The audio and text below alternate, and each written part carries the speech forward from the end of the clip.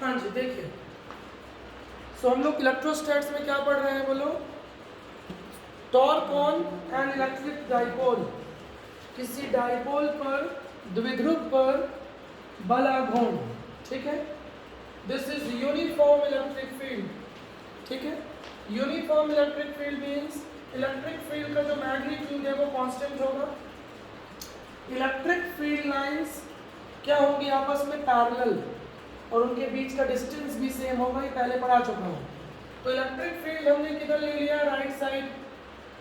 अब डाइपोल को हमने रख दिया, ठीक है, डाइपोल को हमने रख दिया। बात समझ में आ रही है? Effective length of dipole is 2L। अब यहाँ पे बहुत इंपॉर्टेंट कंसेप्ट क्या है वो नोट करिएगा, न्यूमेरिकल्स में भी वो यूज होता है। Force on positive charge always act along the direction of electric field. Force on positive charge always along the direction of electric field, while force on negative charge, figure में देखिए, opposite to the electric field. Positive charge पर force electric field की direction में होगा, जबकि negative charge पर force electric field के against होगा, ऑपोजिट होगा। क्लियर हो गया? ये बहुत इंपॉर्टेंट कंसेप्ट है, इसको ठीक से नोट कर लीजिएगा। हाँ जी, सबसे पहले आपको ये पता होना चाहिए कि टॉर्क क्या है। What is torque? तो कॉपी के साइड में नोट करिए, torque is equal to Fr। Vector form last year पढ़े हो, याद है? Torque is a vector quantity, last year पढ़े हो, RF sin थीटा, ठीक है। वेक्टर फॉर्म क्या होगा? R vector cross F vector, because sin theta है फॉर्मूले में, sin थीटा है मीन्स क्रॉस प्रोडक्ट, समझ रहे हैं? sin थीटा है मीन्स क्रॉस प्रोडक्ट, ठीक है। हाँ जी, ध्यान से समझेंगे, sin theta means cross product, ठीक है। सो पहले आप ये नोट करिए, R means perpendicular distance between the two forces in a couple. couple means जो हम पढ़ रहे हैं टॉर्क, बल युग्म बोलते हैं हिंदी में। couple of force, couple means जोड़ा, pair, couple of force is known as torque, ठीक है। तो R केवल डिस्टेंस नहीं है, R के बारे में समझ लीजिए। टॉर्क के फॉर्मूले में R means perpendicular distance between the force। तो परपेंडिकुलर डिस्टेंस 2L नहीं हो सकती है। पहले आप फिगर, इमेजिनरी फिगर बना लीजिए। इसको हम ट्रायंगल बना सकते हैं क्या? बिल्कुल बना सकते हैं। ये हमने इमेजिन कर लिया, डैश डैश डैश करिए, डैश डैश डैश, और इसको ट्रायंगल बना लीजिए। अब बन गया एंगल थीटा, बन गया है।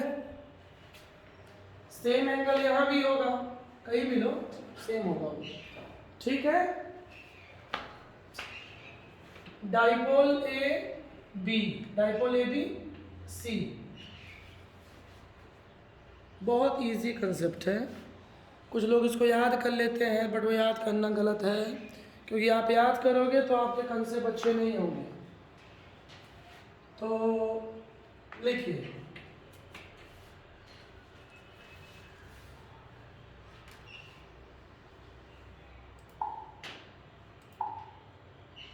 हाँ जी लिखिए,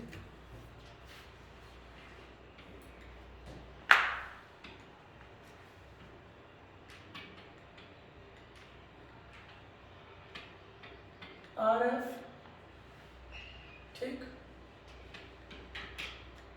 F is equal to QE, ठीक है। R मेन लोचा R का है,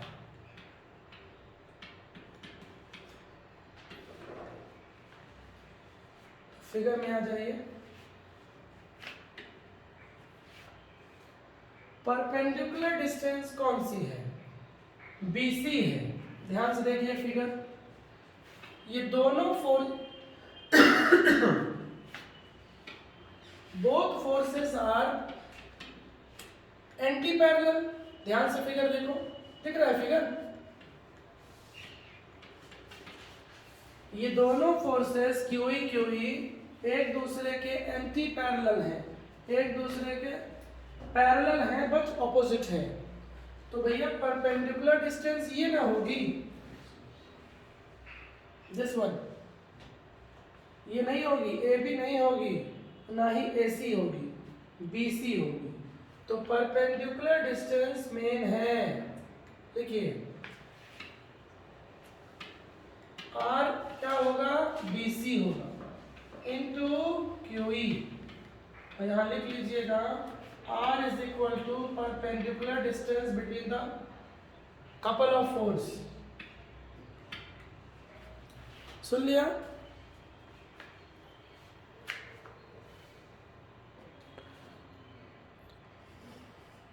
हाँ जी। सो R क्या है? Perpendicular distance. अब हमको BC की वैल्यू निकालनी है। BC की वैल्यू तो बहुत मुश्किल तो है नहीं, थीटा हमको BC फाइंड करना है, हमको AB पता है 2L, खत्म हो गया। सो ट्रायंगल ले लीजिए ABC, sine theta is equal to BC perpendicular upon hypotenuse upon AB। चक्कर यही है।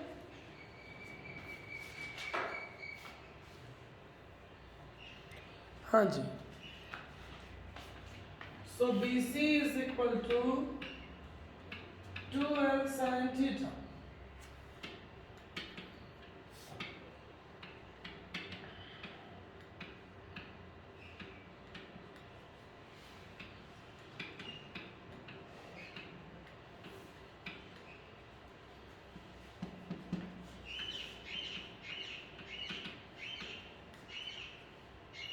इक्वेशन जो भी है, dipole moment P, dipole moment P is equal to 2QL। ठीक है, समझ आ रहा है? बोलिए, दिखाई पड़ रहा है? डाइपोल की वजह से हम फाइंड कर रहे हैं टॉर्क। सो लास्ट फॉर्मूला हो जाएगा PE साइन थीटा। नोट करिए। हाँ जी, अब इसमें आ जाइए।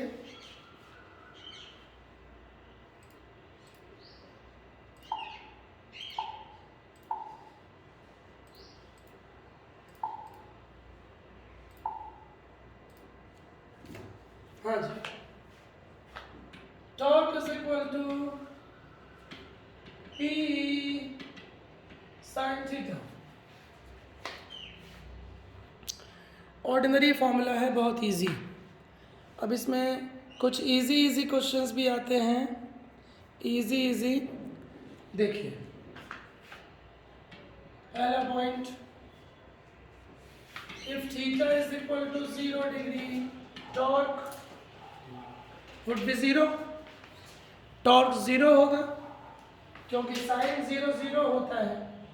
और इसका मतलब क्या हुआ कि जो डाइपोल है वो इलेक्ट्रिक फील्ड की डायरेक्शन में है ना। एंगल 0 कब होगा? जब डाइपोल और इलेक्ट्रिक फील्ड की डायरेक्शन सेम होगी। डाइपोल मोमेंट की डायरेक्शन क्या होती है? Always negative to positive. पढ़ा चुका हूँ। इलेक्ट्रिक फील्ड इलेक्ट्रिक फील्ड की डायरेक्शन क्या होती है? Positive to negative.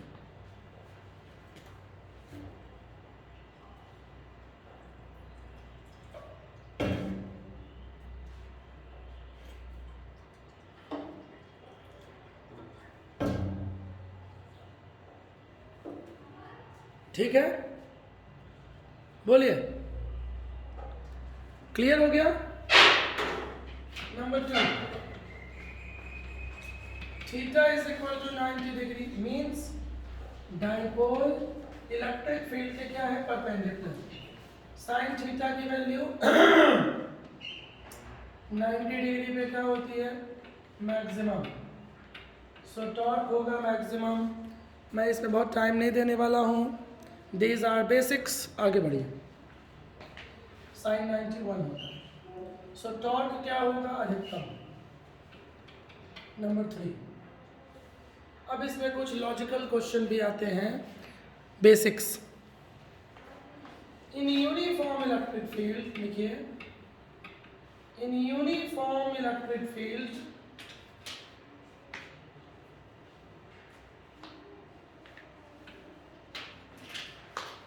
net force,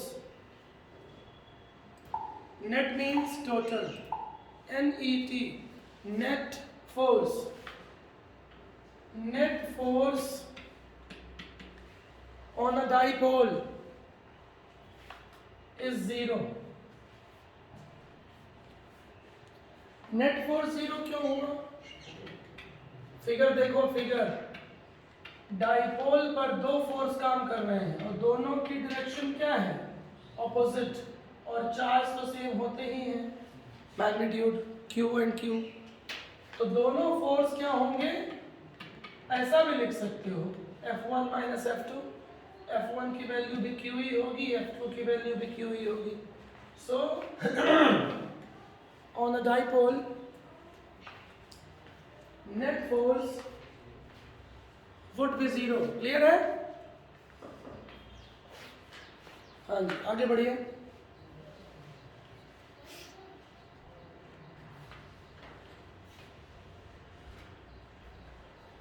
clear है?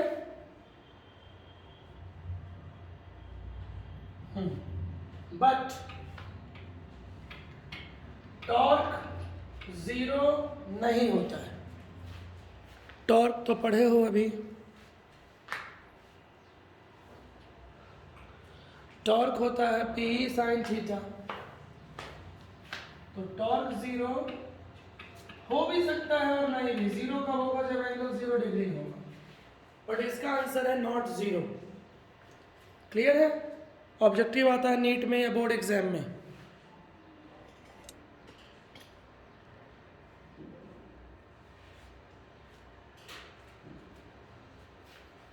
हो गया भाई? पर इसी में लिखिए, but in non uniform electric field, non uniform, इसका ऑपोजिट बोल देगा। Non uniform electric field means lines parallel नहीं होंगी, पैरेलल नहीं होंगी तो इलेक्ट्रिक फील्ड भी डिफर करेगा, कांस्टेंट नहीं होगा। सो इस सिचुएशन में पहली बात तो क्या होगा बोलो, नेट फोर्स क्या होगा, नॉट 0। फोर्स 0 नहीं होगा। क्यों नहीं होगा 0? अरे भैया, क्योंकि इलेक्ट्रिक फील्ड नॉन यूनिफॉर्म है। Non uniform means electric field की जो मैग्नीट्यूड है वो भी डिफर करेगी और लाइंस भी पैरेलल नहीं होंगी। तो बुद्धि लगाओ, फोर्स की वैल्यू क्या हो जाएगी, QE1, QE2, QE3। तो 0 कहाँ से होगा भैया? 0 तो तब होगा ना जब QE QE हो, QE QE और डायरेक्शन क्या हो, ऑपोजिट। क्लियर है? लेकिन इसी में पूछता है टॉर्क क्या होगा। तो टॉर्क इस केस में 0 भी हो सकता है और विल नॉट 0, ये भी हो सकता है। वो डिपेंड करेगा कि फोर्सेस ऑपोजिट है तो 0 होगा और नहीं है ऑपोजिट तो 0 नहीं होगा। लेकिन ज्यादा करेक्ट आंसर इसको माना गया है, टॉर्क 0 होगा। ऐसा मान लिया जाता है कि फिर टॉर्क बनेगा ही नहीं, क्योंकि इलेक्ट्रिक फील्ड की डायरेक्शन वेरिएबल है, नॉन यूनिफॉर्म, असमान विद्युत क्षेत्र। समझ आ रहा है? हाँ जी, ठीक। तो ये हो गया भैया टॉर्क। चलिए अब आगे इसके बाद पढ़ेंगे वर्क डन, पोटेंशियल एनर्जी, ठीक है, नेक्स्ट सेशन में।